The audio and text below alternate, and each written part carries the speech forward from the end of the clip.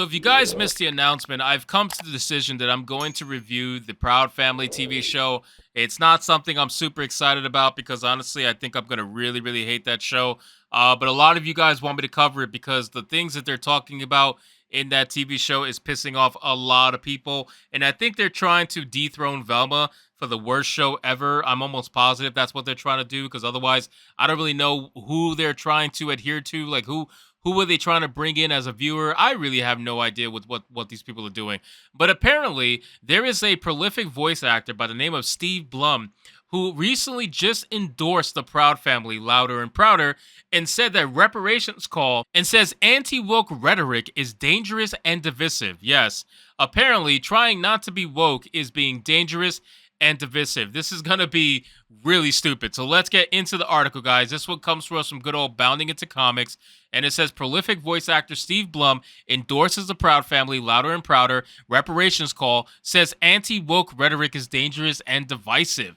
Though it may not have been written off by most as anything from shameless activism to outright propaganda, the recent call for slavery reparations made by Disney's The Proud Family, louder and prouder, has been answered by at least one individual, voice actor Steve Blum. The moment in question occurs at the climax of the 13th episode of the Disney Plus Revival's second season, Curved. Therein seeking to solidify a win for their school debate team, Penny and her team perform a slam poetry number in support of their position. Black people should receive reparations from the United States government in order to apologize for once engaging in the practice of slavery. Now, this is a scene that's been going viral all over the internet. I already made a video on this. We talked about this on Saturday Night Hypnosis. A lot of you guys trashed this particular episode, and rightfully so. It deserves it. The fact of the matter is, this is a kids' TV show, okay? A kids' TV show that they are trying to utilize to create the next future of victims. Seriously, I really believe that. They're trying to create the next future of victims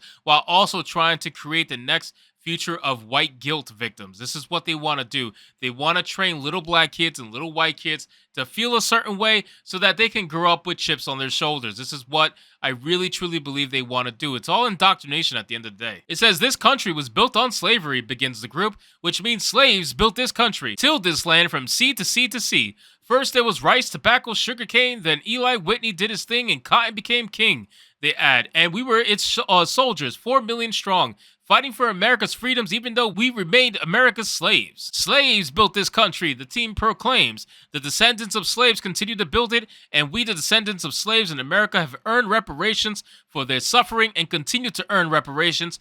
Every moment we spend submerged in a systematic prejudice, racism, and white supremacy that America was founded with and still has not atoned for. So again, they really want white people to feel guilty. Why? Because it's easy money for them. Why wouldn't they? Why wouldn't they? Why wouldn't you utilize this opportunity to try to make as many stupid white people feel guilty as possible, even though they are parents and parents of their parents have never owned slaves, or these people have never been slaves, or their parents have never been slaves, and their grandparents never been slaves. It doesn't matter. They still try to utilize it. Lazy people are trying to utilize it to get free money. That's all it is. They want handouts. It says slaves built this country. They repeat, not only field hands, but carpenters, masons, blacksmiths, musicians, inventors built cities from Jamestown to New Orleans, Banneker's Washington. 40 acres and a mule, then they question, referring to General William Tecumseh Sherman's 1865 proclamation allotting free slaves plots of lands and no bigger than a reference size, and a lone mule which to will to till it will take the 40 acres, keep the mule. Asserting, we made your family rich, the team then bellows from the southern plantation heirs to the northern bankers to the New England ship owners, former presidents, current senators, the Illuminati, the New World Order, the last two being played off as a joke. Slaves built this country. We had Tubman, Turner, Frederick Douglass. Their argument continues. I mean, this shit is tiring. It really is tiring. Honestly, it's tiring. Like, I don't know why people love living in a mindset of victimhood. You know what I'm saying? As if you don't live in the greatest country in the world, in the sense that you have the freedom to make a show like this. Can you think about that for a second? There is a lot of countries out there still to this day that still practice in slavery. That's number one. Number two, there's countries out there that literally will fucking kill you for even coming close to releasing something like this. That's number two. Think about it. You literally live in one of the most freest countries in the world to the point where you are so free and you are so comfortable that you are trying to look for problems to be oppressed by. That's what you're trying to do. It's really sad. You are so comfortable that you have to find oppression because as a human being, if you are very comfortable, you will always question your existence. So you need the turmoil. You need to have something wrong in your life, and you are now looking for that, and you found it through supposedly oppression. This is what people do today because they are so damn comfortable. It says then they say Lincoln freed the slaves in incorrect assertion, as slaves were actually freed within the United States by the 13th Amendment, but slaves were men and women, and only we can free ourselves, add the team. Jim Crow, segregation, redlining public schools, feeding private prisons, where we become slaves again. Drawing their performance to a close, the team recaps as we celebrate Juneteenth for the umpteenth time, our account is still outstanding because this country was built on slavery, which means slaves built this country, and we demand our 40 acres and a mule. You can keep the mule, they conclude. You can keep the 40. We're taking our freedom. Are you not free? Are you not free, you dumb fucks? Are you not free? Seriously, are you not free? Do you know of any black person in shackles right now in America? Do you? Do you? Does anybody? No, you don't. You don't. This fucking thing is all propaganda. They want little black kids to grow up thinking that they're not actually free in this country. How sad is that? How sad is that? They want to ruin any opportunity for these kids to go on and do something great because they want to tell them that they're going to be constantly held back by the white man. This is what they want them to believe, that they're going to be constantly held back by the white man, that no opportunity will ever be as great as what's afforded to a white man. That's what they want these little black kids thinking about. And it makes me fucking sad and mad at the same time. It says, unsurprisingly, after being shared to social media, the slaves built this country segment drew mixed, to say the least, reactions. Planting themselves firmly on the critical side of the argument was Twitter user NWokeness, who in sharing the clip described this content as blatant anti-white propaganda, because that's exactly what it is.